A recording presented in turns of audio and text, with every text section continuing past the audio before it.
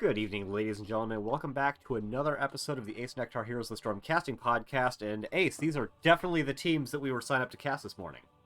Absolutely. I don't know anything about any other match, and please don't check the NGS calendar as of about 30 minutes ago. Don't check in the past. Yeah, that's a good thing. We were supposed to do Whimsies versus Almost Legends Gold, and Whimsies ended up having to forfeit this evening, which is a big bummer because I was looking forward to casting them. One of those teams is on the undercasted list, and that would have been nice, but instead we are here with Gen.M versus Furious George in the same B East division. Ace, I'm going to go ahead and ask if you wouldn't mind pulling up the stream and checking my audio levels, because I had an OBS update, and it seems to have reset my amplifiers, and I'm always quieter than you anyway. And while you're doing that, I will tell the viewers how we got to Brax's holdout for game number 1. I have checked it real quick. If you want to turn me down just a little bit, that'd be great. Fine. Or yourself up. I prefer turning myself up. I just did it. All right, you do that. After asking, so okay, cool. Then shortly. Go ahead, and I'll listen for the next one. All right, so Furious George won the coin toss, and unsurprisingly, they opted for first hero pick, Gen.M Esports banning out the fun map of Volskaya Foundry and the terrible map of Alterac Pass. Furious George banning out 2 fun maps in Towers of Doom and Dragonshire, and Gen.M taking us to a very polarizing map, Brax's Holdout, for game number 1 as we get on into our drafting screen. Both teams looking to ban out tanks. Garrosh is a favorite for Infafox, and Johanna is good in the meta.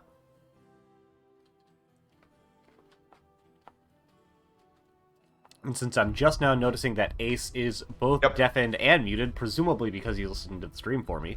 I'm good. Yeah, it sounds great now. Perfect. Yeah.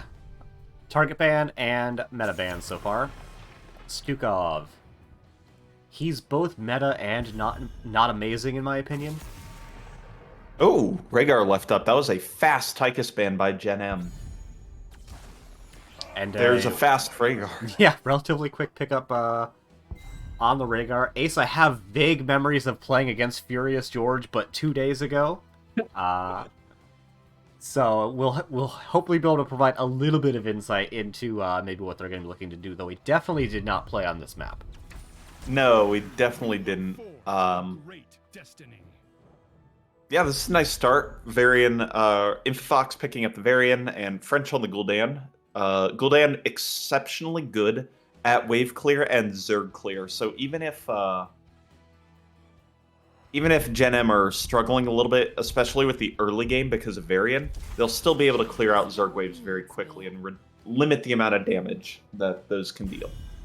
The last time I ran a prediction on my channel was with Gen.M, which is going to make updating these predictions really easy. Yeah, that's pretty good.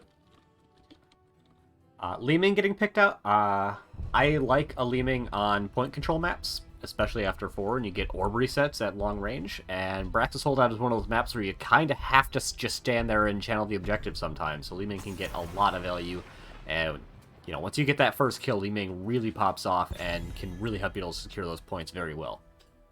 I was also impressed by Progeus's Li Ming when we played them. Yes. Mainly for the Wave of Force interrupts. I was very annoyed by them, so we'll play to that. But it was just good play overall, so I'm glad to see Progeus picking that up again. As well as the Anubarak getting banned out. Anubarak is one of the A-tier tanks right now. It's like Johanna numero uno, but then Anubarak is very popular in the current meta, and I feel like Anubarak is always going to be popular whenever Blizzard hasn't reduced his survivability too far, because 2 stuns is ridiculous.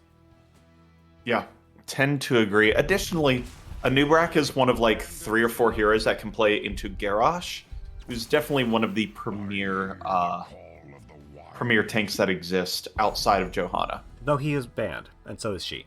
He is banned, but he's not banned all the time, and that's why Anubarak does have a lot of popularity. All right, Furious George saving their tank for the last 2 picks that they have available. And with the tanks that have already been picked and banned, I don't know who I favor for them. I think Mei is probably the next most popular. There it is. And also pretty good at controlling points, but she is definitely one of the higher skill cap tanks. Yeah, it's tough getting a good Mei game in, and I haven't actually seen Sparklark play any Mei. Didn't play it in our series and hasn't played it in the past, so gonna have to see how that one goes. But I think she's rather good on Brax's holdout again with that kind of point control. Double healer / main tank Uther here for. Wait, is this main damage Uther? We having? Oh, this is Call Smash variant. Yes, it definitely is. Yeah, Gen.M. So it's going to be tank C-Smash Uther, variant. C-Smash Varian, and then what you would expect from the other three heroes. Right. So offlane Malfurion, DPS Rexar, and They Wave don't Clear have Land. Majesty playing, okay? Alright, fine, you're right. In fact, I think Majesty's actually on a different NGS team. They're only on the same team for Nexo. That, bummer. Let's see. But nonetheless, that's a very Gen.M style composition to come out. He's not on a team currently in NGS. I'm a big fan of French Logicala, and one of the Randy's Newman rocking the 3 gray mane moon icon. That's a, when did that one come out? Is that like a Halloween event? Probably. Yeah, so. But... It probably came out over a year ago. Good call. I just don't recognize it a whole lot because I'm just noticing that colorblind mode does not apply to this screen. It does not. Blizzard. Smitty Werbin with the potato connection. Alright, for the first time tonight, spawning on the left-hand side in the blue trunks, they are Gen.M Esports with Infofox playing the presumed C-Smash variant. Randy Newman on Uther as well as on Malfurion. French playing the Gul'dan, and still in the Hall of the Storms is Logicalia playing the Rexar. And on the right side of the map, in the orange trunks, it is Furious George with Smitty Werbin playing the Rhaegar, Progus on the Leeming, Sparklark on the Mei, King Andrew on the Falstad, and Shadowlands on the Dahaka, rounding out that double global composition. I forgot once again to remove the cursor, so allow me to do that between matches. We have the High King's quest coming out, so furthering our words are hard. Furthering our confidence in the that's in the prediction. That's a lot of quests coming out from the side of Gen.M Esports, but so far more stacks going over to the singular Falstad, the entirety of Gen.M combined. But look, Uther's got 2 stacks of Hammer the Lightbringer from hitting that totem as Sparklark goes in, stuns out the Varian. The Protected is going to stop a lot of the auto attacks that Falstad was putting in, but nonetheless, still good damage early. But there are 2 asterisk healers here. I mean, they both have healing buttons. In fact, Uther's got 2 healing buttons. Sparklar going in for another Mei combo, misses it this time. Another stack coming out onto King Andrew, getting the extra treant damage for Malfurion and Randy Newman over there, which is definitely an interesting choice. It's very not what you see most of the time, being the sleep route is the most common. Yeah, CC following up your CC guaranteed is very good, so surprised to say Randy Newman takes a bunch of damage, is going to receive the armor from Uther. Oh, just hit by all 3 magic missiles, but lives with a couple dozen HP at most. Yeah, courtesy of that 25 armor. Otherwise, Randy Newman would be very deceased right now. R.I.P. Checking the top lane real quick. We have Shadowlands kind of winning the lane. Ooh, Logicalia dropping the flare to make sure that there's not an engagement coming. Pretty low on the mana, though, so isn't going to be able to scuffle over this point for too long. Bit of engage coming from Sparklar looking at this bottom camp as the rest of the team just looking to put some damage in, and they get the entirety of the front wall where their opponents are taking a siege camp. Really a ton of damage dealt. Now Falstad flies up to the top lane to confirm that button, but with Smitty Werbin being pushed out and only 3 in the bottom, that's not going to be held for Furious George for long, as the composition of Gen.M does a great job fighting. But less so in the macro department. It'll be doing a lot better at fighting in just a moment here, as they're going to be picking up the level 4s in a little bit, and Varian turns into not just a glorified lane minion. Although with C-Smash, he does kind of just become an extremely glorified lane minion. Sparklark's going to have to icing on out. Not quite level 4 yet, so Infox not able to deal the requisite damage to confirm the kill. French dealing a lot of damage with just the little Q poke, and there we go. We have Infofox picking up the Don't Make Us Liars. C-Smash picked up, smashed right into May. She's going to go ahead and icing on out as Infofox is going to have to lick some wounds. French tongue by Dahaka and is taken out. Nice rotation down by Shadowlance. Now Infofox in a lot of trouble, as well as Randy Newman, who will not make it out and ascends to true healer form.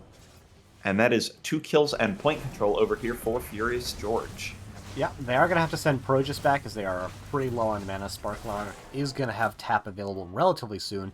Dahaka waddles on into the top lane, and let's check to see very little counter damage coming up from Logicalia. They were able to hold the point and get a little extra XP that Shadowlance wasn't able to, but really not able to translate more than that for that whole dig down that Dahaka did. Yeah, and it's going to be interesting watching Dahaka and Falstad swap between top and bottom here as King Andrew goes ahead, uses Global to assist securing of this top button. But again, 3v4 against the powerful composition, the powerful fighting composition that Gen.M has. Bottom point will be converted over. As it is, just both teams looking, jockeying for position on this bottom point. Really not a ton that Furious George are able to do until Falstad gets back, and I was wondering if he was going to maybe try to take the siege camp by himself, but he does take the slow stride of shame back into bottom lane. Infofox unnecessarily tanking that orb down there. And we have Furious George trying to get onto the point. Sparklark will have trade available to mitigate a lot of this damage. Goes in for a combo, is going to hit only Varian, maybe? Doesn't even look like it. Takes a lot of damage, does have to pop trait, and then has to walk out. And like you said, that powerful front-to-back fighting composition coming out from Gen.M means they can really hold these points very well. Randy Newman's on a nice side bush as well that threatens Sparklark, but again, not a whole lot coming of it. Sparklark is going to icing out again at very low health. French stacking almost halfway done with the Echoed Corruption. Once again going to add another opportunity for extra damage, and Uther about halfway done with that Hammer of the Lightbringer quest. Gets an extra ding right there as Smitty Werbin does step onto the point. Infofox is not going to get stunned out, but Randy Newman is, and Infofox takes a ton of damage, and that is the first orb reset coming, or first reset rather, coming in from the Li-Ming. Looking for another one, Randy Newman barely not getting taken out, but Randy Newman gets taken out, and that allows Li-Ming to take out Randy Newman, French being the only survivor in bot lane. I told you I was just going to call them both Randy Newman. You sure were, and you know, at least it works here because they both just died. So yeah, 3 kills. We've mentioned the good fighting style, but it does take a while to develop there.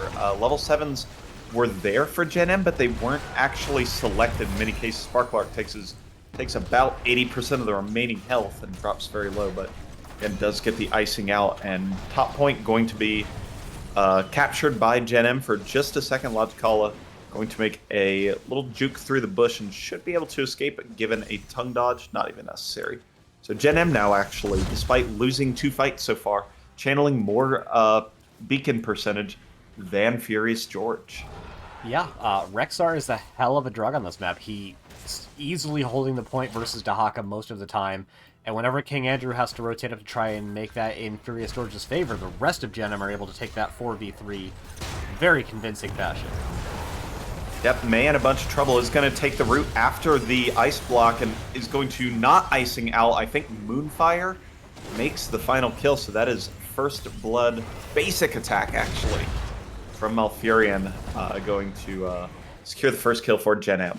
Yeah, they gonna get a little bit of additional channel progress, but with 2 people still in the top lane, not gonna be able to secure that for very long. Falstad is waddling back into the bottom lane, though, and that will give the opportunity for Logicalia to take top point once they recognize that that has happened. 80% here for Gen.M, 66 for Furious George. Both teams right on the verge of their heroic abilities here. Yeah, looks like it's going to be slightly faster for Furious George, but I'll be kind of surprised if they're able to actually make anything happen with that. Bottom point is getting taken over by Furious George. Top lane is still being fought over. Shadowlance Has a big ol' essence that they're able to pop to hold on to this point for now. King Andrew is going to get the kill onto the Misha Bear, and that will be the level 10 advantage for Furious George for just a moment. Yep, there goes 10s for Gen.M, and we'll be seeing those R buttons pressed right here. Maybe not. There is Ice Ball, and an Ancestral 3-person Ice Ball, though, is going to be rather impactful. There goes the C-Smash into the back, hitting somebody. But no kills found as, D-Shield was used, I think, a little unnecessarily, a little scary. Gust not quite in time to get Gen.M pinned against the wall, but instead slid him right by, so not going to get what they want. But Zerg pushes down here, and Fierce George will, in fact, get what they want in the bottom 4. They sure will, and in top lane, Dahaka, using his health as a resource, does get brought down very low, but takes the Zerg down to about half health for having done so. King Andrew is here, and with that range damage, can actually damage the Zerg without being damaged himself. We have a big rotation upcoming from Furious George. Seeing what they can get, it's just going to be a bear, and protecting the rest of their fort, only losing the front wall. Logicala needs to back here for mana, I think. The one downfall Rexar has in lane is that he's very mana hungry, and it requires a lot of mana to sustain Misha. Infofox looking for a team fight here, but a nice zoning by that Blizzard is going to force the engagement onto Sparklark. There's Dahaka digging into the backline, causing all sorts of problems with the follow-up. So nice job there by Shadowlance, really making issues. Even using the, what is that? Is that the Lurker strain that bumps people to the side? It is. Sparklark goes back in for an Ice Wall, takes a lot of damage for it, is going to find the kill on the Misha. That does provide a reset to Progus, who is going to find a lot of damage onto Infofox. They get a nice Horrify that helps them disengage. Infofox continuing to go in, receives the D-Shield, but I don't think he can stay for any longer than that. No, I would not, as most of the save buttons have been used. Uther with the D-Shield and with the Cleanse, so can remove 2 instances of CC, but both of them were used in the previous fight, so not going to pursue that any further. Yeah, and we have, I think, Furious George making the smart play, rotating their 4-man into the top lane so they can put pressure onto Gen.M's top fort. So they've already gotten the bottom one previously, and then because of how far the lanes are pushed out, they're just going to have Shadowlands and Pro just taking this mercenary camp to put additional pressure in the bottom lane, and then just continuing to posture and not let Gen.M get out onto the map and get extra XP to make up the... there's not a huge XP differential right now, but it will start to go in favor of Furious George over time. Yeah, they might gain like a quarter of a level by the time they hit 20 off that passive XP. They sure might. Infofox is looking for some damage. Takes a lot of it himself from King Andrew, though. And we have both teams looking like they want to scuffle over this mercenary camp. I'm not a huge fan personally because there's not really an advantage here for Furious George. They do bring Shadowlance in there, but it is going to be a 5 versus 5. May takes a ton of damage, is going to get topped off by the Ancestral, however. Randy Newman is pretty low, is having to back out, is going to hide a nice stun onto Progus and a big disengage Gust. A lot of buttons being pushed and nobody dying, but actually I think Gen.M took the better fight there. Yeah, Sparklark ended up burning through about 2 full health bars there with the Ancestral and the Ice Block. It was all just a whole bunch of damage put in, and Li Ming committed to a Calamity Teleport, but ended up not finding a kill, and therefore got put into a very awkward spot, and that forced Furious George out of that fight. I was a little bit surprised that Randy ended up going for the D-Shield instead of the Divine Storm, just because they already have a big defensive cooldown in Tranquility. Granted, it's not a single target save button, so it's a different style of defensive cooldown, but I have to wonder if the additional stun in the front line, especially against the Mei, Rhaegar, Dahaka, and Calamity Li Ming, wouldn't have been more impactful.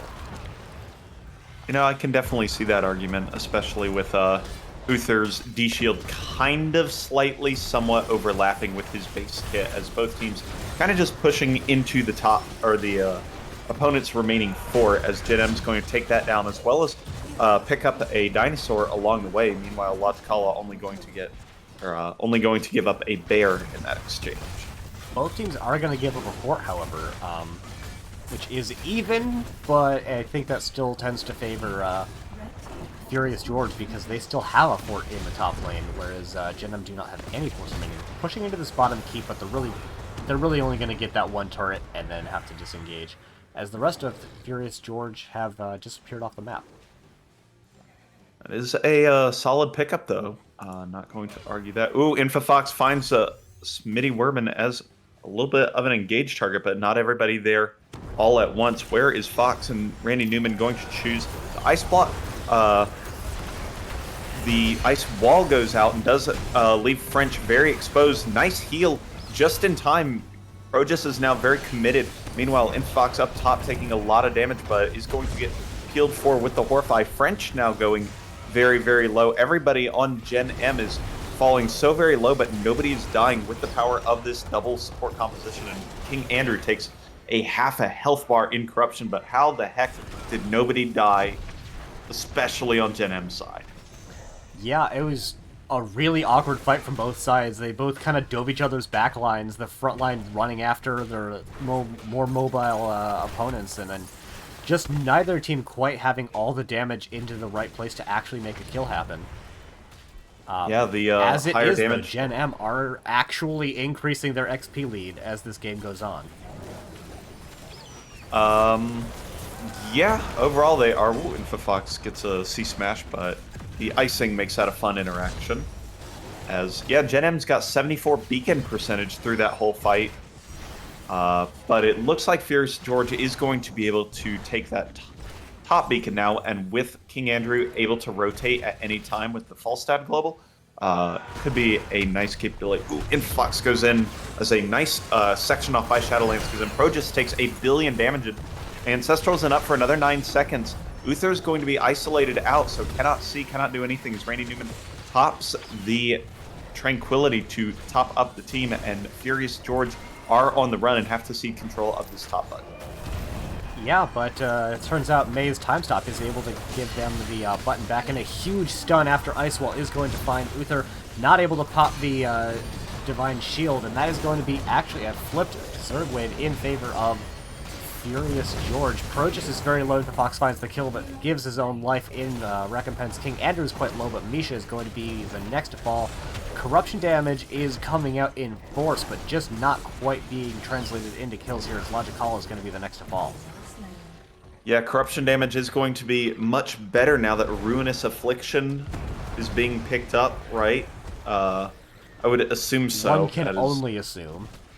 There it is, yeah. And it's going to help a lot with this Zerg clear as well, but nonetheless, so many players getting so low on both sides, but kill confirms are hard to come by when one of the teams is a double support comp. Ooh, you love to see that Ruinous on the May, who ice blocked right in range of French and did not go into the extra spell armor. Yep, instead opting for a majority E build here. It's not a bad build, but Gul'dan will take that opportunity every time. Yep.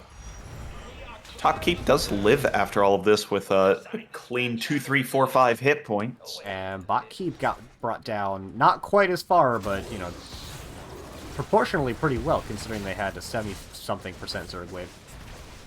Yeah, both teams really, if they lose the team fight even by one hero, very capable of losing that keep. So, and there might be an upcoming team fight here as Smitty Werben is forced out of the bush by the Misha Bear. But the teams are converging on this bottom camp. They are. It doesn't really look like Furious George can be able to do anything about it. They put out an ice wall. It splits the team a bit, but not going to actually lock anyone in the time stop. Misha Bear is trying to chase people down, but is just going to have to back up. And yeah, a lot of posturing, a couple of R buttons, but really nothing of consequence used or lost by either team. The top lane is starting to build up some pressure, and Dahaka is going to respond in kind. Yeah, put that global composition. Furious George is not going to have an issue with cleaning up stuff around the map and being caught out 4v5. Randy Newman running very far forward to try and section off a dangerous rotation, but most everybody took the safe path, but with Doc up in the top lane. French is looking for about 1.5 E's to try and finish that fort off. Yeah, and even outside of that, Dahaka, yeah, he can burrow in time, but this is the closest bush. It's not actually all that close, And The Gen.M's time... Oh, yeah, I forgot about this bottom bush. It's actually quite a bit closer. That's very good. Oh, Progus just poured it in. Wow, I cannot believe he wasn't punished for that. You're kidding. 19 hit points on that fort. Wow. And now it's going to be French. Oh, big D-Shield is going to save French. Infox in the backline trying to put some damage into Progus. Huge Horrify coming out, and that's going to find a lot of damage and a kill into Sparlock as they were not able to receive the Ancestral in time. Goes on short cooldown. Smitty Orbin taking a lot of damage from that Affliction, and that is certainly going to be bot heat. With 19 health, I sure hope it is. Misha can death rattle on it at this point. She does just do the Misha charge, stuns it to death. And now they're trying to go even further. Dahaka taking a lot of damage, does receive the Ancestral in time. But Dahaka being used as the Ancestral target, who has some of the best single or self-sustain in the game. Not exactly what you want to see, but, you know, whatever keeps your heroes alive. True, and with as much damage as Gen.M had, Dahaka got a whole Ancestral, and then was down to half hit points almost immediately. Gen.M's, again, I was saying it before, their time to kill is very short. So if an engagement happens, it's totally possible Dahaka can't get there in time before a hero's already dead. Yeah, that is very possible with the C-Smash armor cut, the C-Smash damage, and the Gul'dan Ruinous Affliction damage being added on top of it. Because there shouldn't be misses with the Gul'dan. The hero should be slowed and stunned enough that it works out. So, yeah, damage is very high now as this brawling composition here from Gen.M is really starting to do well in these fights. Yeah, and they have an extremely long range engage with the Boars. Boars pretty much guarantees follow-up CC, which Gul'dan is a huge fan of, as Sparlock is going to take an entire half of his health bar, basically from Echo Corruption alone. French just putting out crazy amounts of damage. So there we have the Boars engage. Misha is quite low. Pro just gets brought down very low, but Misha goes down, and that's going to be a reset. Lots and lots of damage just getting tanked by Infofox there, with the Protected, by the way, and May, without another Ice Block, is going to go down. Horrify is going to stop the disengage potential from King Andrew, and that is going to be another fight won by Gen.M. Yeah, Furious George sacrificing a little bit of that team fight power to have those globals on the board. None of them do the hugest amount of damage. Li Ming sitting at 92k, Falstad sitting at just under 70k. So unable to find these kills into this bulky healing composition. It's Shadowlands going to take a lot of damage. French gets knocked out as all the healers were focusing on Infofox. D-Shield gets used against the Danger, so that's at least one of the big cooldowns used and could lead to an opening for Furious George. Big whiff on the isolation coming out from Shadowlands means they're not going to really be able to put additional pressure into Logic Hollow. Progus is doing a bit of a tricky flank, trying to get some extra damage in, but only finding a little bit onto Misha. Their Mei is almost up, and they're holding bottom point well enough at, unfortunately, 90%. But 90 is not 100, as we have the level 20s coming in now for Gen.M.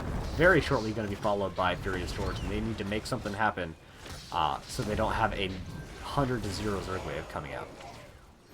Very importantly, we do have the Root Boars coming out. That turns Rexar's engage from okay to fantastic very quickly, as it's very hard to miss. So yes, that is going to provide even more engage power that Gen.M may have been lacking beforehand. Now that kind of just finishes up their composition. What is that? The longest range stun in the game?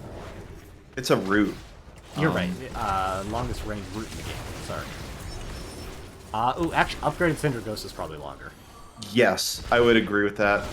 So, nonetheless, Misha Bear does go down.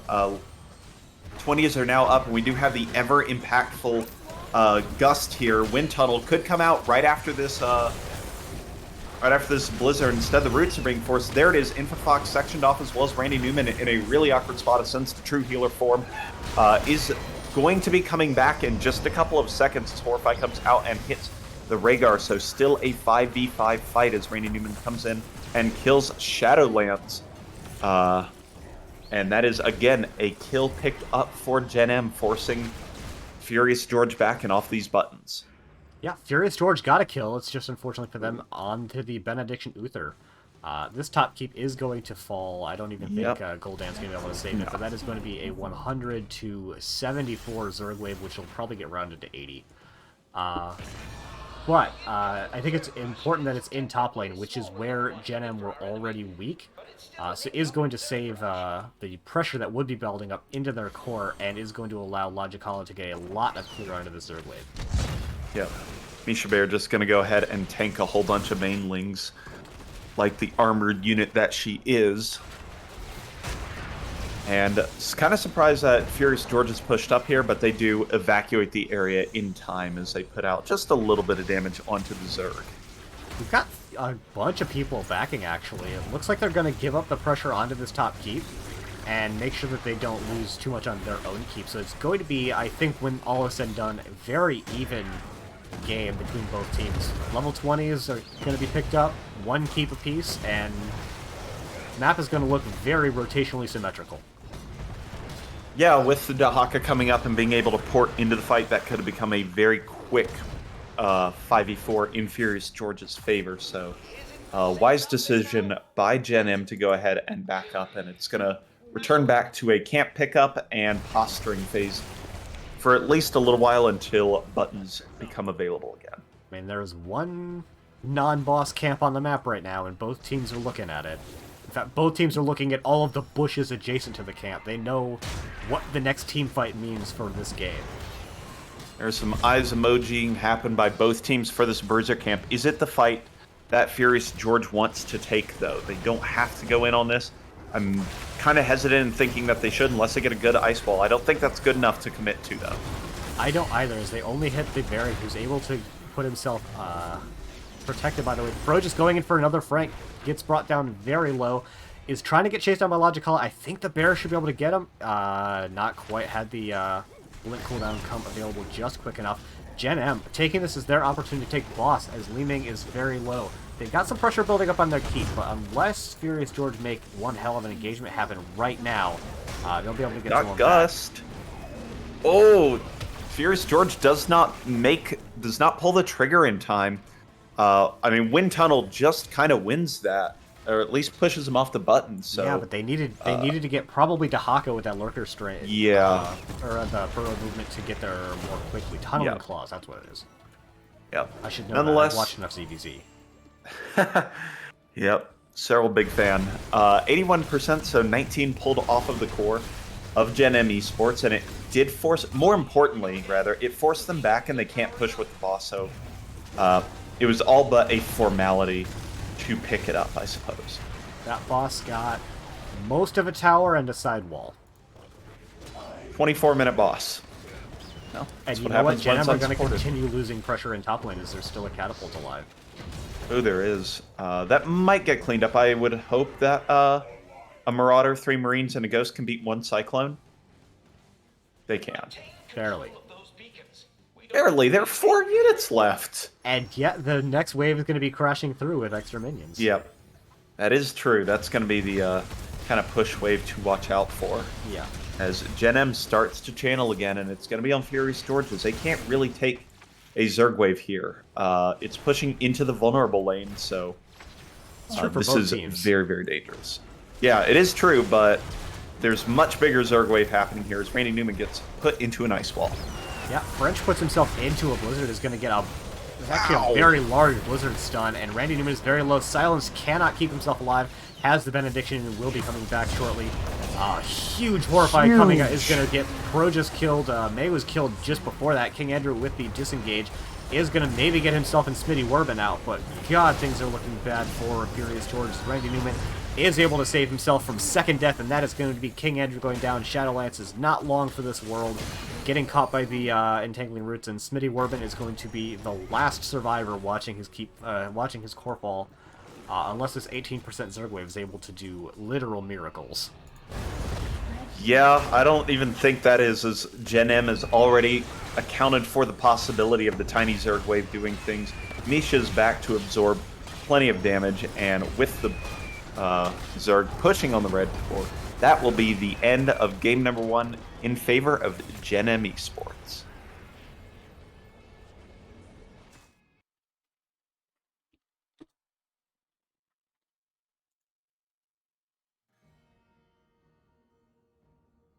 Alrighty. Checking out the numbers from that last game as we were wont to do.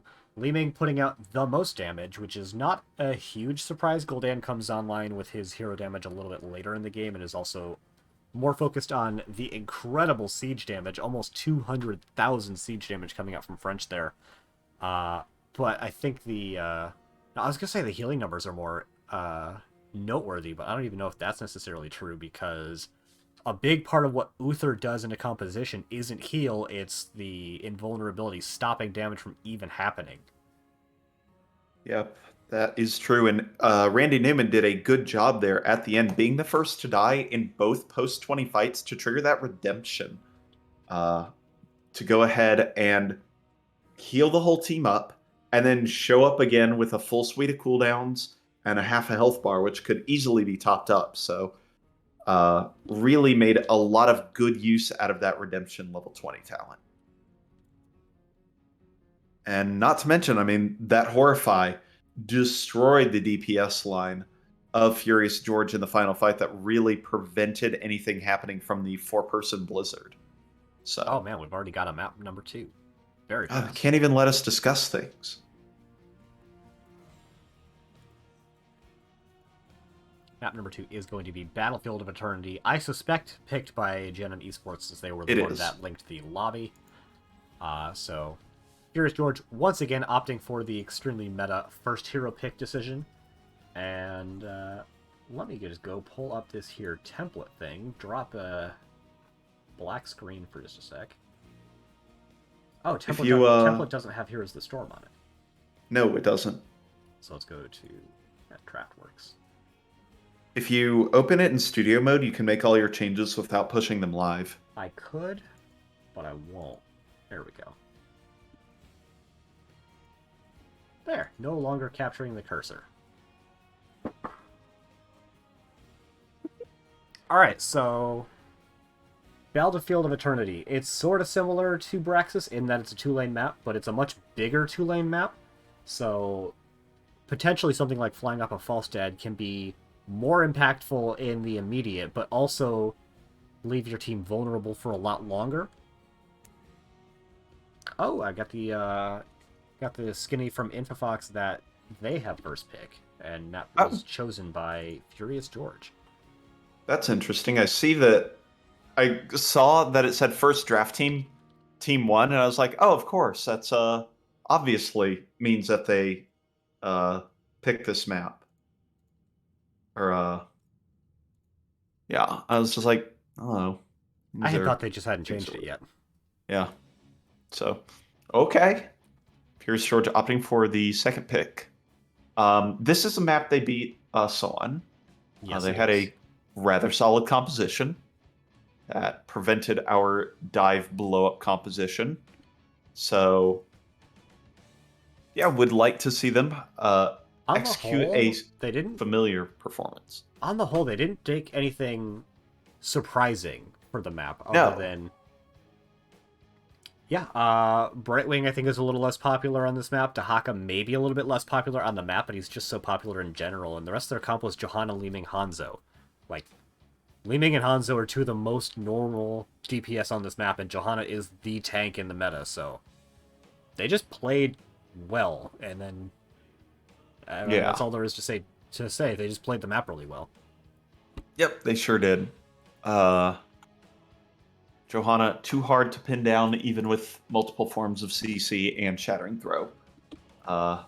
Lessons learned, do not let Johanna through. It's true. You sometimes think, well, we'll just take the Rhaegar, but as good as that is, and it is good, so is Johanna. Yeah, Johanna's just kind of crazy. Although Rhaegar's crept back up into that 58-59 tier again because, of course, he's just kind of insane. Yeah, imagine his base kit, and then they just gave him a cleanse. Don't get me wrong. I think it's fun. Though I found it super weird when they described Rhaegar as a generalist healer. I've never felt that way about Rhaegar. Yeah, I mean, it doesn't do crazy stuff. I mean, he adds a little damage with his W. He adds a little CC with his E. He does decent healing and has a cleanse. Like, I can kind of see it. It's his ultimates that really change the generalist view. Well, and even Ancestral, that's a generalist R Yeah. button. It's Bloodlust, that's the specialty. True, but I've always, because of how strong his Lightning Shield is and his Bite, he's so much better on camps and even just minion waves than almost every other healer in the game, that I've always felt that his baseline healing was a little bit weaker as compensation, which is why I don't consider him a generalist personally. Although then Blizzard went ahead and made his totem and his Q both better than they used to be. So he is overtuned in that regard, but I've never really considered him a generalist just because he's so good at going and getting camps and soaking. Though that is the reason that anytime you want, hey, how do I rank up in Heroes of the Storm? You play Rhaegar if you have to heal, you play Johanna if you have to tank, and you play Sonya Vala if you have to offlane. Oh yeah. Yeah. Just do stuff that takes camps and is easy to play. But yeah, I mean, Rhaegar remains very powerful in the meta and holds a global 58.7 win rate according to Hero's profile right now, which is kind of disgusting. Meanwhile, the main Johanna build runs a 57 win rate currently. So, main Rhaegar build is 59.5. Wait, don't tell me. It's going to be E, Q, E, Ancestral, E, Ancestral. That is the most popular build. Ooh, what's the highest win rate? The highest win rate involves Bloodlust with a 61 win rate versus Ancestral at 58. All the other base talents the same, though? Base talents are all correct. Okay. And then I'm a little bit surprised at that, just because it seems like it's fallen out of favor recently, but I guess if you're only picking it when it's good, then it's going to be really good. Yeah, Ancestral with the 82.5 popularity, Bloodlust with the 17.5, but boy is Bloodlust fun. It is. It's also a button that even if you're playing Storm League, it tells your whole team it's time to fight now. It's go time. Yeah, exactly. Yeah, and both of the win chance or win rate by build have double Bloodlust. So yeah, fun. It is a fun ult to play with. I mean, the big reason I like Bloodlust so much is because it prevents retreating. And so normally with a lot of impactful ults, you get one kill. I mean, you can secure one kill pretty easily. Bloodlust just means you wipe their whole team if you get off to any kind of a good start. So it's a really fantastic ultimate in that regard. The other thing is you get kind of the Lucio reverse amp effect with Rhaegar. You can speed your whole team up and slow their whole team down while giving them crazy attack speed. Yeah. It's bonkers. Big bonkers. That is just crazy. So yeah, Tychus consistent ban here as we start on Battlefield of Eternity. Tychus just so good, man. Tychus is just a generally great hero, and I'm kind of surprised he's not represented more. I feel like Tychus is somehow both a generalist and a specialist. Yeah. Like, he does better wave clear, I think, than most people are aware of. He does regular damage to the backline after 13 and 16, where you can just chase down anyone once you get your Q on them.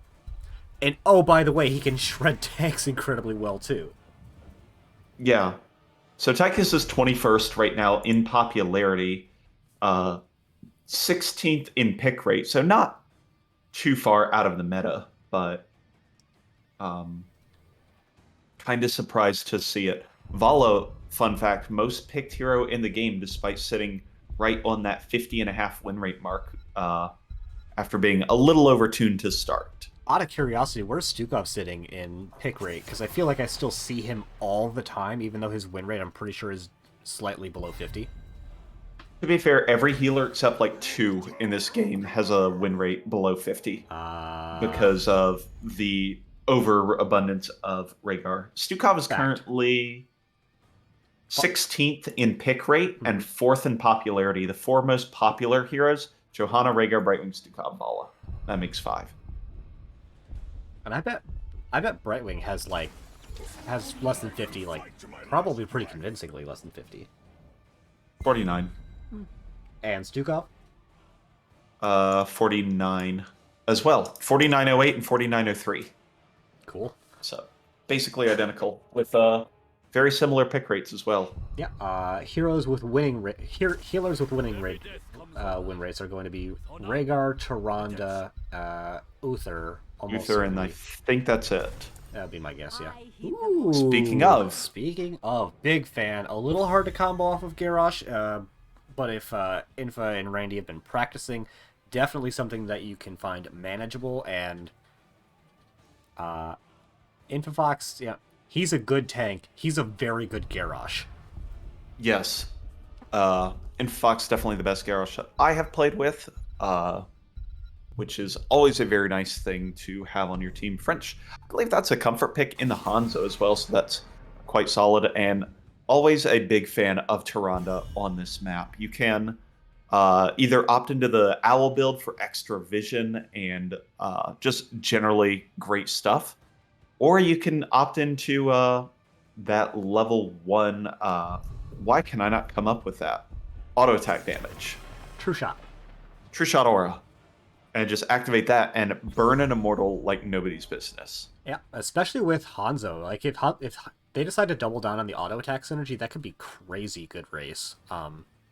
Additionally, Hanzo could just be a pick deny for Furious George, as they have played on this map this week in NGS. Yeah, that is very true. Muradin and Zul'jin picked up. So going with a little bit of a House of Shay style, stack Yeah. the Zul'jin. And Do you think they're going to pick up a full tank for the off lane? I bet they do. Is Dahaka man? They either take Dahaka or, if I remember correctly, the scouting said Blaze for Shadowlands. That just seems like a great pick for them right now too. Chen for Logicala. I've seen that one. Junkrat's a solid pickup.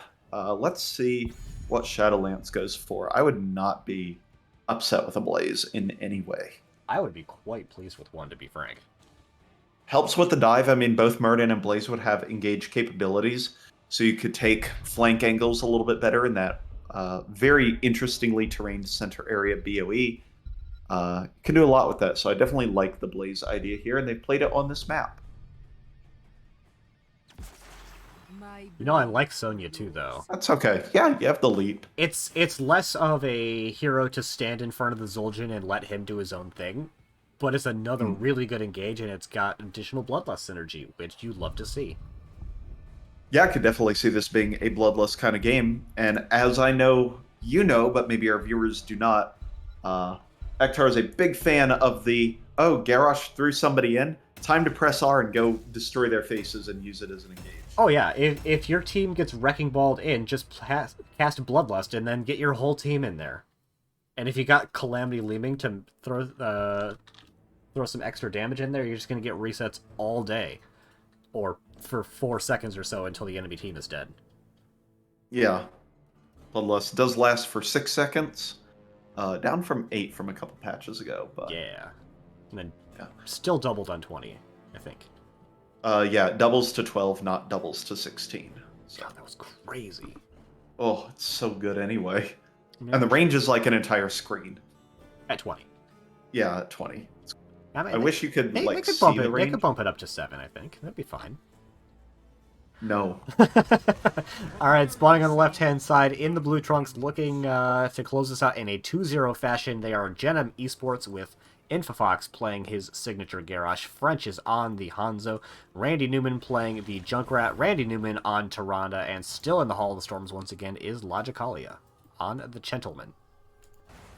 On the right side of the map, in the orange trunks, looking to repeat a recent BOE performance, it is Furious George with Sparklark playing Murden. Progis on the Zul'jin. King Andrew taking up the mantle on Li Ming. Smitty Werbin again on the Rhaegar, and Shadowlance on the Sonya.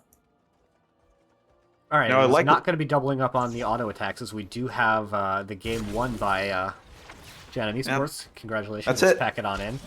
Let's grab the winner's interview there as the Owl hit 2. Yep.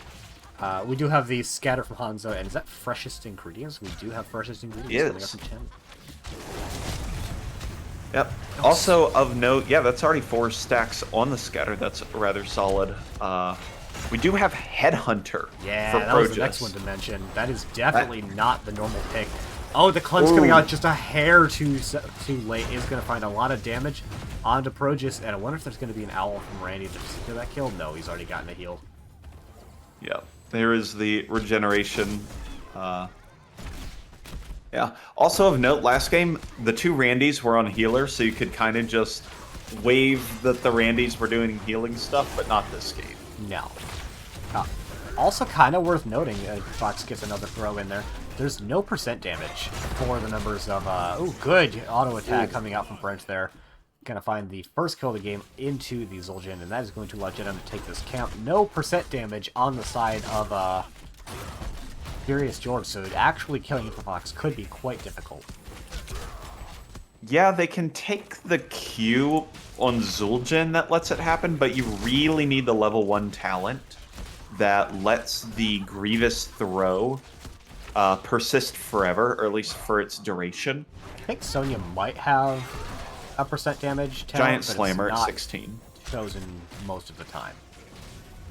I do like this rotation into the top lane, though. It is going to allow members of Furious George to pick up this top camp that they were not able to find in the bottom lane, as they did really got that early kill, which will even out the XP in the Merc department. Gonna get a nice throw out. Oh, and threw him into the root. Very nice combo coming out from Infofox and one of the Randy's Newman. Yeah, that's a dead Leeming right there. There's no Rhaegar to provide any kind of save there. Logic-Hollow, though, taking Talia, going to take a whole bunch of damage and has to drink the pain away. Is probably going to have to end up backing before too much more happens, as French is coming up to relieve with a little bit of help as he grabs the serrated arrows to go and increase the wave clear capability, and I think the Immortals are considered monsters, so it does those extra damages. Okay. We do have the camp getting picked up at the 14-second mark for Gen.M. Going to be a little bit later for the members of Furious George, but they will still have it done in time to rotate over to get damage into the ammo if that's what they're looking to do first. But based off of Sparklark's positioning, that is kind of exactly what they want to do.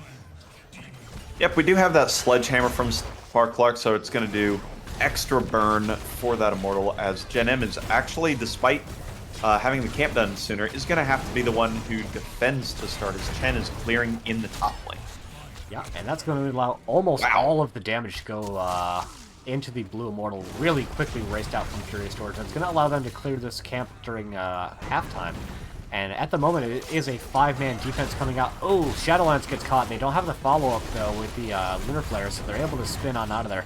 Logic-Hollow looking to try and chase Shadowlands down. Sparklark pretty low as well, as Infofox is just running at the enemy team. Randy taking a lot of damage from King Andrew, and he's still in a position to chunk damage into this Immo over time. Randy Newman getting a little bit of an orb reset for King Andrew. And that's a fast clear on that Q quest for Infofox. That really is a 351 clear on, was that 12 or 16? 15 heroes on ground. That is a lot of hits this early, concluding it with a 3-for-1. Yeah. Gen.M, though, taking a lot of poke damage from King Andrew. They do not have a...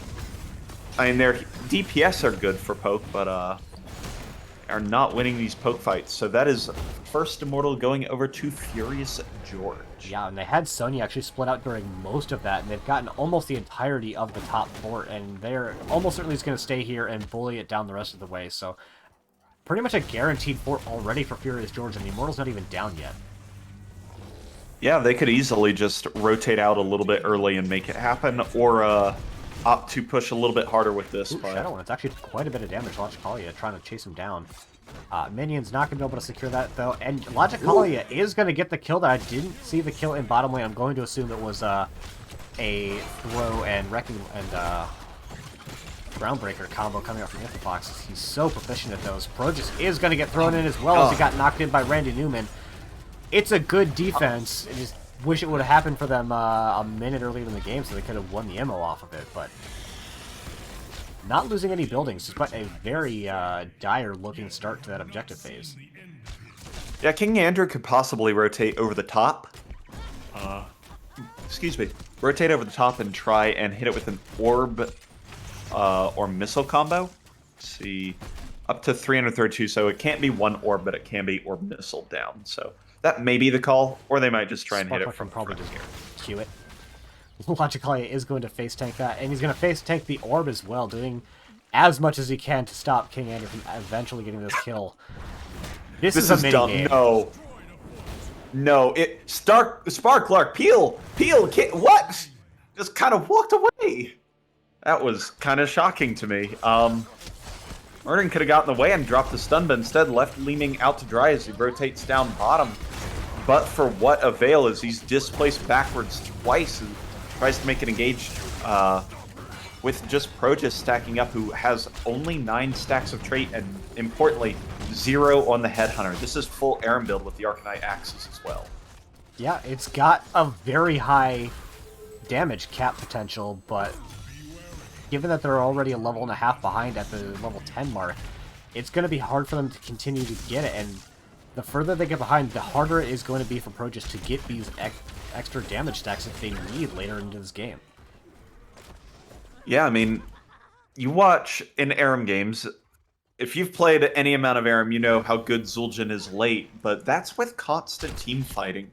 And he still only comes online roughly between 13 and 16, depending on how well the team's doing. Sometimes it's not even that soon, so really depends on getting those stacks early during those constant team fight sessions, and obviously coordinated play does not do that nearly as much. No. We do have, looking like Gen.M want to try and invade on this Bruiser camp with their level 10 advantage. Infofox positioning very aggressively. It also allows the team to get in position to start burning their Immortal pretty well, as during the first half it was all Furious George on the race. But being down this level 10, they really don't want to try to take a fight here, even under their own Bruiser camp. Don't worry, Randy Newman, nobody saw you get hit by that boss stun for no reason. No, it was blocked by the other Randy Newman. It was body blocked in. Very rude of the other Randy. I see. Trying to assert dominance over fellow Randys. As level 10s are picked up, I kind of was expecting Gen.M to, burn the Immortal instead of do a strange Bruiser camp play, because now the Immortal's not dead, and they could lose a team fight, as Logicalia is going to take a whole billion damage. It's going to pop the Panda Pals, though, as the Unstoppable granted by the Into the Fray allowed them to pop it before all the damage came through. Progus pops the Unkillable as the Immortal is picked up. Ancestral lands in time, and now Infofox goes in nice and deep, gets a throw onto an Avatar Sparklark. Progus dealing a lot of damage, but gets jumped on by the Logicalia in the back. Logicalia ends up going down as Progus lives with 38 HP at some point during that, and that is kind of exactly what I was worried about for Gen.M, and Furious George takes that team fight and is going to have a clean defense on the Immortal. Yeah, only one additional Headhunter stack there, but about 4 stacks of baseline you want Axe, so pretty good trade for the members of Furious George, and yeah, getting that kill at the head, it is a 4v4 defense in the bottom lane, and Zul'jin is going to have relatively good clear, only losing a little bit of damage onto the fort itself and the rest of the front wall. And it looks like Furious George are looking to see if they can get some more damage, but not quite landing the stuns that would let them make that happen. Logicalia, are you thinking about it? That is a dangerous play. Yeah, he was looking for that jump. Got the Murden coming up there, so is going to take the opportunity to back for mana. It looks like changing their mind, actually. Going to stay around, see if they can get additional value in, and value, I think, comes in the form of stacks. Yeah, that would be, I wonder if fighting Chen up there is a good way of just dealing damage off the stacks. Smitty Wervin misses, goes in, or gets thrown in, rather, takes a dodge taunt that does take the Lunar Flare and the missile, but that is not enough to take him down, and instead, French on the Hanzo gets taken out. I did not call that Rhaegar throw well. That was a real mess right there. It looked like a great throw right up until the Warlord's challenge missed. Yeah. Ooh, Panda Yeah, Pals you are and entirely right. Unkilled are getting popped in the top lane. Logicallia is going to trade up in that regard, although I don't know for how much longer, as they are going to get taken. Oh my god, they do survive, but going to get taken out just after. Yep. I do not know how the mechanics of Panda form versus Panda Pals forms work, and what health you get set back to at the start, but nonetheless. Oh, Smitty Warbin went for some wave clear and is going to pay for it with his life. There is no way that's happening. Not even in the Ancestral time was enough. I think you go, if when it expires, you go back to the amount of health you had before, but I think if they die, then Chen dies. Yes, I know that one's true. That was a balance change. That happened. French and Randy Newman gonna loiter around the area, try and pick up the bottom four. Meanwhile, Progus is gonna take a lunar flare and a throw. It does discover a net from over there, and gets Tyrande gets thrown in and immediately left upon, but is Tyrande finishing that kill onto Progus. So that is a kill already in favor for Gen.M. Ancestral comes through to heal up a third of an Avatared Murden's health bar, but it may have been important there because a lot of damage got thrown its way. Yeah, Murden doing really good job of racing, but he's not standing in front of his squishier teammates quite as often as I think he needs to be. Problem is that Murden's still very vulnerable from Infofox as well. A throw, taunt, and everything is just death for a lot of heroes. There is the taunt, and there is the good heal. Is going to go ahead and... Oh, I think that arrow got interrupted. Try and fire it again. I thought I heard the sound cue for it, but ultimately did not end up coming out. Smitty Warbin and co grabbed the Bruiser camp, just that took a bunch of damage as a result of the fight, but Gen.M now ahead in the race. Yeah, Big Leap is going to hit both of the front line, and a Calamity is going to secure the kill out onto the Chen. Really well timed, and that is going to signal full retreat for Gen.M Esports, using the tire almost more for peel than for anything else. Although going to find some nice damage in the Shadowlands. Yeah, but nothing that a Rhaegar cannot heal up there. Now that there's the healing totem, or the totem that can heal, and Earth Living Enchant, that's just a lot of health that can be put into the team. Talent is bonkers. It's so much healing. It really is. There's a taunt onto the Murden, but with who's off? Hanzo being off in the top lane, not enough damage to confirm the kill. So that's Immortal here for Furious George, as they seem to be finding their footing in these team fights, but still need to work on not getting picked off in these laning phases. Checking out the deaths, they 3 of them onto Chen. I think pretty much all of them, except for this most recent one, were just in the top lane, and this most recent one, Pro just didn't actually get credit for on the Headhunter, so really should only have the 1 kill that they got earlier in the game onto French, I believe. I think I just looked at it. Yeah. So still only the 1 stat. Ooh, nice net coming out onto Infofox, but he's just going to counter with his own Unstoppable. Sparklock's very far in, is going to get interrupted by the Steel Trap. Logicallia is going to get leapt upon. Huge R buttons coming out from both sides. Both teams getting brought very low, but no one dying, allowing for, granted, some more Zul'jin stacking, but no buildings going down here. No, Logicallia tried to pop the Panda Pals, but got interrupted at some point, and it actually works out in his favor. This is a dangerous situation for Furious George. Yeah, they are going to back all the way the hell up and give up this bottom camp to the 5-man pressure of Gen.M Esports. It's going to allow them to get their own camp in the top lane, which will be scouted by the Owl in 3, 2, 1. Too slow. Might have needed to go 3-2-1 on that one. Yeah, I should have counted a bit faster. I wanted to make it sound better and not just, like, count real fast, but whatever. Yeah. Oh, Shadowlance definitely avoiding that owl, though, missing out on the 8% damage that I'm sure would have been impactful at some point. That is a 6% damage. I think it may have been nerfed. I think it has been. Yeah. Also, that Harsh Moonlight talent with the Pierce is so incredibly powerful. Yeah. And just the map vision afforded by Tyrande on this map is so good. I mean, it's good on every map, but it's really good on this wide open, but still very, like, segmented middle area. It's also a really brawly map, and there's a lot of weird rotations coming through. Thank you, Pino, with the Twitch Prime. Really appreciate it. Wow, you win a match against him and he subscribes? Hold on a minute. Yeah, don't you know that's pretty good. That's the rule. Twitch.tv/7thAce/subscribe. I'm kidding. Please don't. Please don't. At least not. I should have casted this one tonight. You gobbled this one up. I can't believe you. Yeah, the next time that we cast over there, you'll have to get him over on to your channel. I can't believe it. Appreciate it. Oh, there's a taunt out onto Smitty Warbin. He does get the Ancestral, but it's like it never happened as the tire rips all that health off immediately.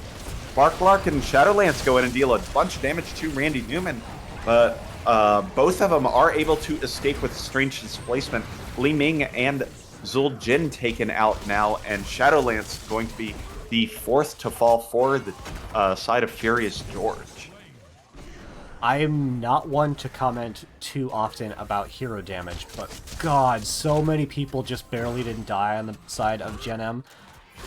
It really does feel like if Furious George had a little more damage, they would have secured both of the Randy Newman kills, and this would be looking like a very different game right now. But as it is, it's going to be an almost full Immortal going over to Gen.M, and they're even going to take their opponent's Bruiser Camp. I'm very interested in the emphasis that Gen.M are putting on this Bruiser Camp. This is now the second time they've been in a spot of extreme advantage and opted for the camp. And I'm just interested in it because I would think they'd want to grab the Immortal and then push and then grab the camp. But maybe the timing doesn't allow for it or whatnot. I don't know, but I would rather just get the Immortal doing damage faster, I think, personally. Yeah. But same. it's a little hard to critique Gen.M in this time, just because they're pretty far ahead. Logically taking a little bit of damage, but mostly able to soak it off with the stagger and shielding. Yeah. Zul Jin at 29 call stacks. To go push the opposite lane as they looking for some stuff onto Shadowlance. Not going to find anything. This is going to... I mean, the top fort was always guaranteed, but they're going to put pressure into bottom keep now instead. Yeah. I'd like to have Li Ming here defending down in the bottom. She's got the best poke. Or Zul Jin, who is one stack. In fact, yeah, 5 auto attacks away from finishing up the double spin quest, which is obviously very, very important for the axe-heavy build that is coming out here. A lot of damage going into King Andrew is going to get topped up nicely by Smitty Warbin, and we still have Gen.M down here, but they're positioning very conservatively. Infafox just kind of walking in and out, seeing if he can get in range to throw anybody.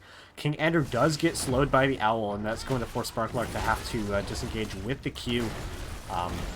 And with that, actually, with Infafox being able to step up far enough, they're able to get real damage into this keep, and it is going to fall here. Top keep was saved by Zul Jin. And there we go. Bottom keep goes down. Top keep is saved, and with that, Gen.M are content to just back up with their ill-gotten gains, and actually, they're rotating towards top lane. They're positioned very aggressively here. They're up 20. I don't like the rotation through that side area, though. It was a little scary, but I think enough of them were seen, but, you know, whatever. We've got the resetting tire here for Randy Newman and the shooting star, which will, if in any other scenario, would make me break out into Artosis phrase. But don't think that's a lot here. Wow, Chen gets deleted. Chen killed by Chen here. Yeah, now that's going to empower them to try and go in a little bit further.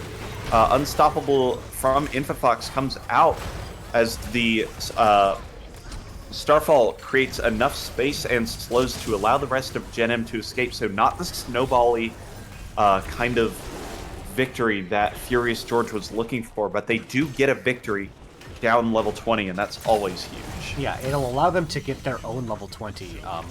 I guess earlier it was a Chen kill, so French not counting towards the Headhunter stacks, as it is still only the one stack for Progis there. Really not getting the value that you would hope for, because the big payoff is that extra range, which allows you to play a lot safer around that Garrosh. and not having it is really starting to bite him. Yeah, the level 1 talent being a glorified 2% spell power so far at level 20 is not particularly great, and Fox is going to not engage that. And Furious George, with the player advantage until just a couple seconds ago, is just going to burn the Immortal down to half very, very quickly. Murden's actually going to take 1 billion damage, is going to not get an Ancestral, instead Smitty We're been holding it for a bit longer, and it actually on cooldown now. Progis takes a bunch of damage. That's a 2/3 tire reset there that hits 2 Here's Logically going in with the stun, or with the roots, and the arrow stun is going to force Furious George back as Progis dies. Yeah, unfortunately stunned just a little bit too long, wasn't able to get the Dingo. King Ender is going to be the next to fall here. 2 kills to nothing is not enough to convince Gen.M to go and end the game right now, but with no keeps remaining for Furious George, I mean, it's hard to argue that just getting the Immortal probably does enough to get them to end the game anyway. Yeah, I tend to agree. With both DPS down, I'm almost certain they could have ended there. It's not like they're short on core damage or anything like that with a Malthael or whatever. There's no punish to it in the heroes that exist, so I think they could have done it, but this is a safe play, and it probably still wins. It probably does. I like that Shadowlance is up here clearing the top lane, because with that Bruiser, that means that all the pressure is off on top lane. They can get 5 heroes into the bottom lane for this defense. Gen.M are out front very far. There is no Immortal backup right now, so this is effectively an even fight under a pretty powerful core. So if Furious George are able to make a quick, effective defense, they might be able to take this Immortal down. But Gen.M, realizing how exposed they were, did back up until the Angel gets all the way down here, and it has taken virtually no damage. Wow, Speaking where was of that taking all damage, game? though, Holy smokes, huge where play was of the game that? is going to find a lot of damage into King Andrew, and a taunt is going to get Smitty Warbin all the way down. Didn't get any of that splash healing as they put it into King Andrew. Infofox very low is going to go down. King Andrew does find that kill, but they get taken out themselves. Pro just putting all the damage into the Immortal. Sparklark is doing what they can to force the members of Gen.M Esports back. And that is going to be Game 2 and the series in favor of Gen.M Esports. That was the cleanest fight I've seen Furious George take as far as first blow up. It's just that the taunt was absolutely massive afterwards, and the Ancestral went on to the Li Ming, who was the only person not taunted. If the Ancestral just... It was expected that Li Ming was going to take the most damage, so I agree with the initial targeting, but unfortunate that it didn't splash onto everybody around it, because that would have saved everybody in that taunt, would have been a bigger team fight win.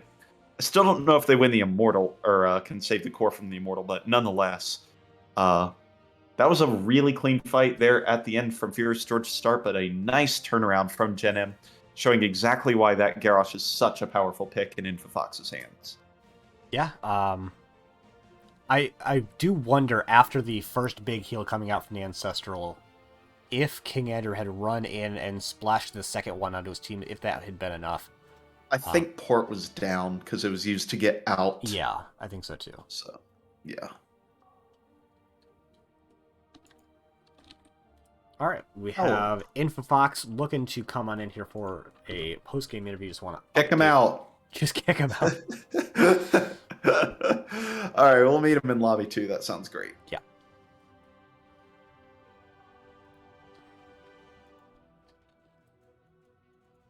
It has been confirmed we are not going to be getting Infofox. Infofox too shy to come on stream, so instead we're going to get one of the Randys Newman. Welcome and congratulations on your 2-0 victory. Yeah, thank you. Yes, no Fox. He's scared. He doesn't like to public speak. Which is, well, I find kind of amusing because he is very proficient at speaking privately. I know, almost to a detriment, but... Well, cool, guys. Yeah, thanks for doing that. That was a lot of fun. Hope you guys enjoyed it. Thanks for scheduling your match at the same time as one that forfeited. Oh, I mean, we are people pleasers, if anything. Yeah, and yeah, I can't say we got a whole bunch of good scouting information. It was don't let Infofox play Garrosh. .exe. Yeah, Garrosh and with Garrosh and Joanna, high priority. Those seem to be like the the ones to stay away from. But then we'll throw a double support at you, just out of nowhere. No, you didn't. That was 100% main tank Uther Hold with on. a bruiser Wait. in bot lane. Wait. Okay, we'll get back to that point in a second. Calling me too shy, and then Randy saying I'm too scared to be here. I'm here now. See, Okay. all you have to do is insinuate He's a insult at friend. people, and they'll do what you want.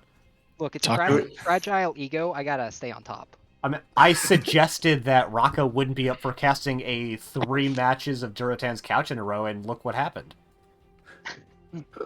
You just We got the 4-hour couch block. yeah. It's called negging, and it works. Hold up.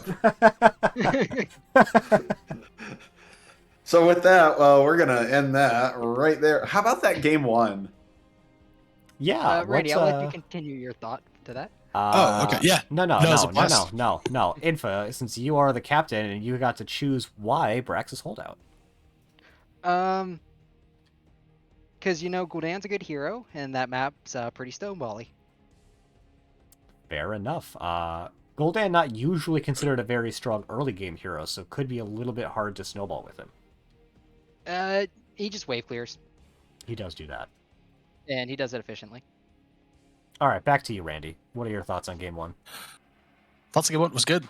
It was almost exactly how we drew it up, except for a couple errant ice walls, or not errant. I guess good ice walls. Punished some bad positioning by the front line with us, and yeah, managed to figure it out by the end. But Well, with the front line here in the call, how do you feel about these accusations of bad positioning?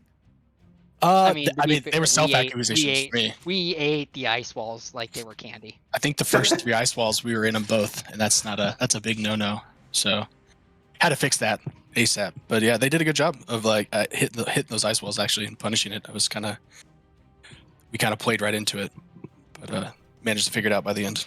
Yeah, if I were going to call out one, I think MVP of game number 1, I think it'd have to be Logicalia holding down the fort in the top lane, because in a lot of the 4v4s for the early first half, even later, you guys were kind of losing or trading even most of the time in the 4v4s. But Furious George could never take top button for any appreciable length of time, so they'd have to rotate the Falstad up. And as soon as that happened, and you guys noticed it, you're both like, oh, aggression time, let's go. And that's how you were winning a lot of your fights in the early game especially, so really holding on the fort, allowing you guys to win 4 versus 3 in the bottom lane. Yeah, exactly. That was just kind of what we were waiting for, and yeah, I guess all shot caller was kind of making, kind of calling those out, but I'll let him speak on it. Who is the shot caller? That would be myself. Or me. So I would, if it was me, I'm hitting dog. So that was my shot call and my effort to the Huge. But yeah, Hitting dog. Hitting dog. Yeah. It's not inaccurate. So in Fox, why C Smash Varian? I mean, why you gotta call me out like that? Because I know you have feelings about it, and I would love for you to just wax poetic all over my stream about C Smash Varian. All right. So Here's your podium. Go ahead and after grandstand. doing a lot of math last season with Gen.M, the team that was like the Nexus version of Gen.M, we realized that C Smash Varian has a lot of burst damage and a lot of sustain damage. And you give up a little bit of health for it. But health doesn't matter when you play it with like a double support, or you can play it with a triple bruiser or like a triple bruiser comp instead. So it supplements your damage and gives you a good variety. It's why it works great with a lot of things like Gul'dan, because Gul'dan is your sustain damage that complements Varian's burst damage. Or you could take like a Jaina or a Li Ming, which is your burst damage, and that complements Varian's sustain damage. Turns out the health loss doesn't really matter in that sense, and his CC, it's a 75% slow on his E baseline and 50% slow on his Q baseline, I believe. I might be wrong. It might be 40% on his Q. But I mean, that's basically a root.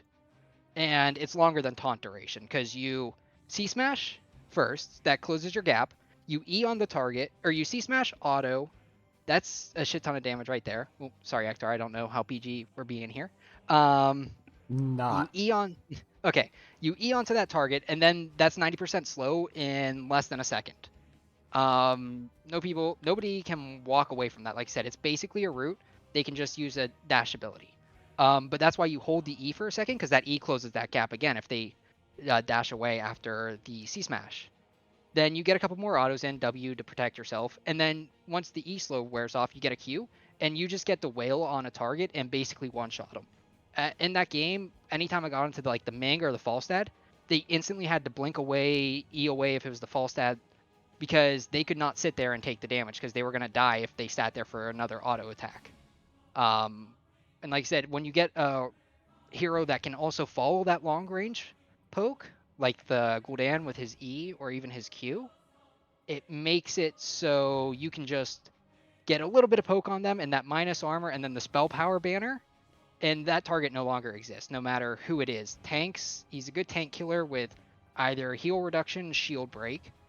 You can take percent damage as well if you really want, and you do that if you don't take the protect at 10, which isn't really necessary unless they're heavy mage. Like that game, they had Ming and Falstad, which are both mostly mage heroes now. So that protect on W is kind of necessary, but if they had auto attack, well, why do I need protect? You don't. Yo, shoutouts to Patience in the Twitch chat corroborating everything you're saying, Fox. Oh, thank you, Patience. I mean, he was part of that team, so be kind of scared if he didn't agree with that. So moving on into game number 2, how does your drafting strategy change on the other 2-lane map? Do you want to talk about that, Randy? Since I just talked, or okay, so I guess Randy's gone. Bye, Randy. Oh, sorry. I'll try and make it a little longer since Fox was so brief with that last answer. Yeah, we really got to pad this runtime. But yeah, we got to drag this out a little bit. I mean, like we talked about at the beginning, a lot of it is getting Fox on a couple of the tanks that he's extremely comfortable on and impactful with, whether it's Joanna or Garrosh if they actually make it through. And then from there, it's just kind of building off Garrosh. Junkrat's been a favorite duo to like complement that. Hanzo is just good for the map, but I guess the only worry with like we had triple like skill shot, I guess, with those two in Tyrande. So it's a little you got to be a little focused in to focus everything accordingly. But we got some actually pretty surprisingly good like traps and Hanzo burst at the start of that game. I was surprised for us. I couldn't to be frank, but I guess just kind of building off that, and then I guess Logic holding it down again in the offlane on the Chen this time. The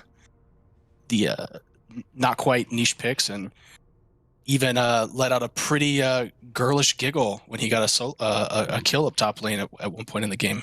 Was it when he killed the Zul'jin under their fort or the Sonya under their fort? I believe it was. I forget. Which I think it was a Zul'jin. I think it was a Zul'jin. Maybe if he's in chat, he can corroborate. But yeah, it's quite startling. But he must have been having a good time up there. I don't know if you were able to catch it, but maybe we'll have to go back and watch the replay to see what I think that pop off was from the off lane. I think we got all the kills in the top lane. We did miss a kill in bottom lane because one happened in top lane at the same time. I think probably the final question: what's with letting Rhaegar through these bans? Just no respect for the OP hero? I mean, he's a has-been. He only had a 65 win rate. Now it's a meager 58.5. Exactly, has been. He's better in uncoordinated play, but in coordinated play, he still runs into the same problem that he always had. I mean, he has cleanse baseline, which is great and helps, but he's back to old Rhaegar for the most part. That it doesn't. He's just kind of there. He heals, he presses W, he slows, and that's about it. He doesn't really have anything else about him now again. It's not like it's his heals insanely strong baseline, his W's, who cares. Totem, after they fixed that change of moving, or after they made the change of taking the 1 to 7 and then nerfing it, it's no longer like, oh, I 40% attack or 20% attack speed slow and 40% spell power slow or whatever it was. it's now way more manageable. And because it comes at 7 as well, it makes him so he's not a strong early game. It doesn't matter that Totem can tank damage. He's back to not being necessarily able to save a single target anymore or put as much pressure as he was able to. And I think, like I said, in Stormly, that gets a lot more value, what he's able to do. But once you get to competitive, he's much easier to abuse that situation. I will kind of agree. One of the big strengths of Rhaegar over other healers is he can clear a wave and take a camp without needing too much help, which loses some value in coordinated, where you have people clearing lanes and you have people taking camps, so you don't need your healer to have that role. I do still think he's a little bit overtuned in the rest of his kit for the time being, but I can agree that his range of niches that he can and needs to fill falls off a little bit in coordinated. Yeah, look at Furious George too. They seemed very confident and comfortable on Tychus, and we just didn't want to really deal with that, which was kind of like weighing between Rhaegar and Tychus. We kind of just felt like not facing that tonight. That's fair. Tychus is just real good. We were talking about it earlier. Yeah. So it's just like permaban. Yeah. Yeah, especially when they have tanks that they like Muradin and Varian, and any hard CC tank with Tychus, no other hero exists in the game because they don't matter at that point. They're just dead. Yeah, can confirm. As the Tychus player that you've seen recently on the Ruckus stream of Duratan's Couch Marathon, yeah, Tychus good hero. Anyway. So looking ahead, next week you play against Whimsy's House, who we were originally slated to cast tonight. Unfortunately, they did have to forfeit. And following that, you're playing against Duratan's Couch, 2 of 5 of which are currently here with you. So if you don't mind my asking, how have you been preparing for that match? You know, playing Murky. playing Hearthstone Battlegrounds. That's how. Yeah, Hearthstone Battlegrounds. Damn, I mean, you say that. I see you in Hearthstone Battlegrounds all the time. I have been grinding Lost Ark really hard. I finally unlocked Chaos Dungeons today, or the other day. Actually, the game's insanely fun once you hit 50 and get to one of the islands. Yo, Triangle Strategy comes out tomorrow. I'm going to be grinding the hell out of that game. I don't even know what that is. So we're going to have 5 people from your team, 1v1 in 5 different games of somebody on a couch. We'll see, and the winner is 2 out of 3, or 3 out of 5. Be StarCraft. I don't think that's fair. You play way too many custom mods that are really hard, Ace. You were telling Ace me hasn't how played competitive StarCraft in 8 years. Yeah, that's what the I'm saying. mods he plays the test before Grant gets them on his stream, and it doesn't matter if you don't play competitive. Those are another league. Well, I haven't done that, and I'll play your ass in StarCraft. How's that? Let's go, Ektar, right now. Hell no, I have too much homework to do. Don't worry, I'll do my Ektar simulation build. I know, it's a procedurally generated Ektar build, but it's fine. Yeah, it did not take the AI to learn. Did not take the AI very long to learn that I do one thing and one thing only in every single game. Alright, I think that's all I've got for the devolved into meandering conversation portion of the interview. Ace, do you have anything else? Nope. We're good. Let's undevolve this. Alrighty. We're going to evolve it by improving all of our minions into random one cost minions higher than their current cost, and then gonna give it back to you guys for any shoutouts that you want to give. It's all you, bruv. Alright, I'd like to give a shout out to Randy's roommate. She motivated him mid game 1 by putting chocolate chip cookies on his desk. Oh, that ends the game fast. Pog. Yeah. I mean, it's a Gen.M specialty. Last season, anytime we got hungry mid-match, we usually started doing really well and winning. So, kind of same logic applies here. You get chocolate chip cookies, we start doing better. Shout out to you guys for casting. Shout out to all of Furious George for showing up and playing. Patience for putting Gen.M together, kind of for a second season in a row, even though he's not really doing anything. And then all the viewers in NGS for putting it together as always. All right. Congratulations once again. Thank you for coming out for this interview, and we'll probably see you before 2 weeks from now, but if not, we'll see you in 2 weeks from now. Sounds good. Bye, guys. Bye. Bye. Bye, Nexo champs. Adios. Nexo champs! Woo. Well, that was a fun cast. Yeah.